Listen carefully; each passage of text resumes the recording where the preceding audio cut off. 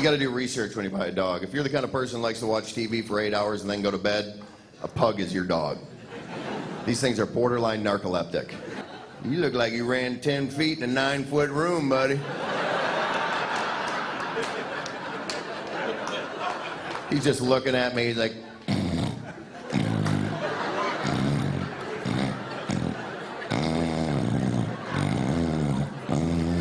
Why would you design a dog that can't breathe? Hey, I know, with those noses. Comedian Scott Henry performing at the Comedy Cafe tonight and tomorrow. He joins us now here in the studio. Thanks for coming by. My pleasure. Thanks for having me. How often do you get back to your old hometown here? Probably about 4 or 5 times a year. Try to come back in the summer a couple times, and then in the winter to, snow blow my mom's driveway. Yeah, right. Yeah. You know. Good memories, right? Yeah, yeah. It actually was, man, because that's how we used to make money. I don't, when I was a kid, we used to, practice before front wheel drive. We used to like push cars up our hill. For like, a couple bucks. Now, coming back here, what does it feel like when because you're living in LA now, totally different world, right? Totally different vibe out there. Well, it feels cold. Yeah. Is the first thing. But whenever I come home, it's funny. I grew up here, and I don't do a lot of the things. Like, I don't hunt. I don't come back and hunt. I went hunting like one time when I was 13. My dad took me, shot a deer opening morning, and I go running over there. He hands me a buck knife. He's like, all right, you cut them from here down there. You reach up in there and pull all the guts out. I'm like, you know what? Let's try some bowling. Right, can we do that? Clean. But, so, it's always good to come home and just, run into my old friends and hang with my mom, play a little bingo with my mom down in Potawatomi. Does it feel normal when you come back to the Midwest compared to those people in L.A.? Well, the funny thing is most of my friends in LA are either from Michigan, Chicago, or, and we all just found each other. I realized that one time. So, that's how LA is. You kind of find your little pockets, and but it does feel normal when I come home. It's just a different thing. Get right back into it. So tell us the story, how you got into all this. So you're working what? Were you at a shop here in town? Yeah, I was working at a machine shop called Ehlert Tool and Die back there, and obviously I didn't have much of a career there because the owner of the company went to the comedy club down in Milwaukee and came up to me the next Monday and said, hey, you ought to go down and try this. Perhaps it was a little foreshadowing. Your clock is ticking, son. Look for something else, plan B, right? Yeah, and then I went down to the comedy club in Milwaukee and went up on a Monday night, an open mic night, and did it for 4 months every Monday. Then they asked me to be the house MC, and for a year, 6 nights a week, and I went and auditioned for this guy that had a bunch of clubs down in the Southeast, and off I went. Just took off from there. It was the best decision I ever made. Really?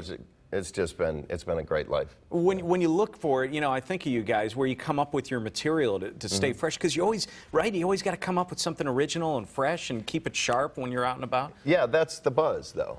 I mean, that's the fun thing about it, is that you when you conceive an idea and you kind of harbor it, and then you start writing it a little bit, and next thing you come off your stage and you're like, oh, that kind of worked tonight, or you're like, wow, that died a fiery crash. Based on the reaction there, like, don't go there again. Yeah, and so growing that bit to where all of a sudden 6 months later it's like a 2-minute long bit is great. But there's plenty out there to write jokes about. I'm sure. Plenty. I'm sure. How much of it comes from family and friends here when you come back to visit and think of your childhood? A ton. Yeah.